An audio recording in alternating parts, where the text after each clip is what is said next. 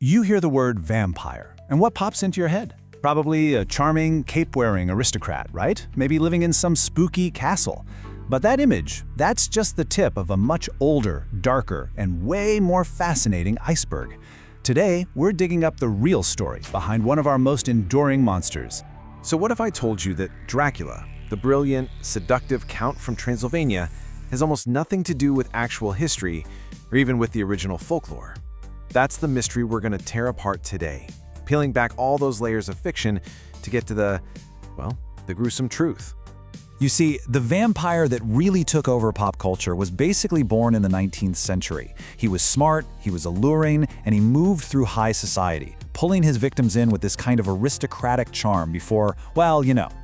This is our foundation, the image we all immediately recognize. But just look at the difference here. I mean, it is stark. The literary vampire is this strategic, seductive mastermind. The folkloric vampire, on the other hand, it was something else entirely. We're talking about a bloated, ghoulish corpse that clawed its way out of a local grave, spreading plague and bad luck, not whispering sweet nothing. And here is the absolute key. While Bram Stoker, the author of Dracula, definitely did his homework on Eastern European folklore, his famous character is not a biography of Vlad the Impaler. That connection is flimsy at best. The Dracula we all know and love and fear is a work of brilliant fiction, not a documentary. So where did Stoker's Dracula come from then? Well, he was kind of like a master chef. He took the idea of a noble, seductive vampire from an earlier story, John Polidori's The Vampire, tossed in a bunch of elements from different Greek and Romanian legends, and then ran it all through his own incredible Gothic imagination. All right, to find the real creature, we have to do a little detective work. And that means digging into the words themselves. The names that people actually used for these things, well, they tell a story that's much older and much bigger than just Transylvania. And right off the bat, this might surprise you. The word vampire itself, it's not Romanian, it's Slavic. And its root probably has to do with a flyer, some kind of supernatural creature of the night. So the original concept wasn't about a count in a castle, but more of a terrifying, airborne predator. The real Romanian word is strigoi. Now, this comes from the Latin word for screech owl, which also happened to mean witch. So in Romania, the vampire was tied up in these really ancient beliefs about witchcraft and these evil bird-like spirits. And this just shows how these old myths could kind of bleed into each other. Get this, the Greek word for vampire, vrikalakas, actually comes from the Slavic word for werewolf. In a lot of places, the fear wasn't about one specific monster. It was about any dead body that just refused to stay in its grave, whether it drank blood or turned into a wolf. And this fear of the restless dead, it is not new. It is one of the oldest, most primal anxieties that we have as human beings. So let's go back even further to see where the vampire's most famous trait, that thirst for blood, really comes from. Thousands of years ago, in one of our oldest stories, Homer's Odyssey, Odysseus goes to the underworld. And the ghosts there, they're just these weak, mindless shades, until they drink the blood of a sacrifice. The blood gives them strength, memory, a spark of life. This idea that the dead crave blood to get back what they've lost is truly ancient. And you can literally see this fear playing out and how people treated their dead for thousands of years. From leaving symbolic food in tombs over 4,000 years ago, to the Romans pouring wine and milk through special tubes into graves, there was this constant belief you have to feed the dead. And why? Because the alternative was absolutely terrifying. The hungry dead would rise up to feed themselves. And archaeology gives us some pretty chilling proof of this fear.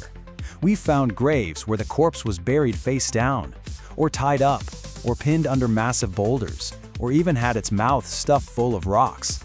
These weren't rituals of respect, they were precautions. These were people desperately trying to imprison a body they were terrified would not stay buried. So for thousands of years, this was a background fear, right? A local superstition. But then, in the 17th and 18th centuries, something just snapped. This simmering anxiety boiled over into full-blown mass hysteria, a period of vampire panics where entire communities believed, with total certainty, that the undead were walking among them. And the scale of this was just staggering. In one documented case, after a string of mysterious deaths, panicked villagers dug up 40 different graves, desperately searching for the vampire they believed was responsible. They decided that 17 of them showed the signs of being undead, and, well, they took action. And they weren't just making it up as they went. They had a grim playbook. They developed this set of practical signs and solutions. If a corpse they dug up looked too fresh or was bloated and reddish, which are all natural parts of decomposition, by the way, it was declared a vampire. And the solutions were just as visceral: staking, beheading, and burning the body to ashes. Now here's a crucial detail that fiction almost always gets wrong. The folkloric vampire wasn't some predator stalking strangers in a big city. It was a local problem. I mean, overwhelmingly, the old stories describe the undead coming back to torment and feed on their own family first. This was a deeply personal, domestic kind of terror. So, how on earth did we get from a bloated corpse crawling out of a grave to haunt its family, all the way to the sophisticated Count Dracula? It happened by weaving all these different threads together. That ancient fear, the folk horror, the historical panics, and a healthy dose of literary genius. So why did these panics happen when they did? Why then? Well, one really powerful theory points to a huge cultural shift. For centuries, people had traditions of leaving food and offerings for their dead ancestors.